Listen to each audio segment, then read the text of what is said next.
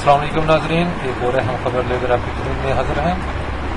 Gilgit airport پر landing کے دوران PIA کا طیارہ رن وے سے اتر کر کچے پر پھسل گیا۔ PIA کی پرواز اسلام آباد سے گلگت پہنچی تو PK 605 لینڈنگ کے دوران گلگت ایئرپورٹ پر کچے پر پھسل گئی، جس کے نتیجے میں طیارے کو نقصان پہنچا۔ حادثے کے وقت طیارے میں تقریباً 40 مسافر سوار تھے۔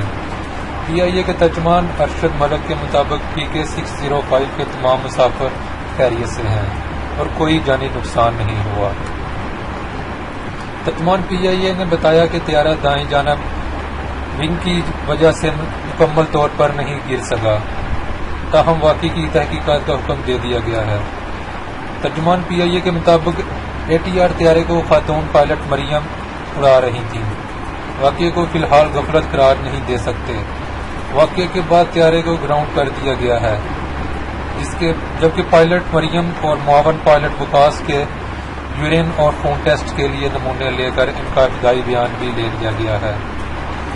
ترجمان کا کہنا تھا کہ تحقیقات مکمل ہونے تک پرواز آپریٹ کرنے والے دونوں پائلٹ گراؤنڈ کر دیے گئے ہیں۔ واقعے کی تحقیقات کا انتظار کرنا چاہیے۔ تحقیقاتی عمل میں غلطی ثابت ہونے پر ایوییشن قوانین کے مطابق کارروائی کی جائے گی۔ مزید اس طرح کی ویڈیوز کے لیے ہمارا چینل سبسکرائب کریں۔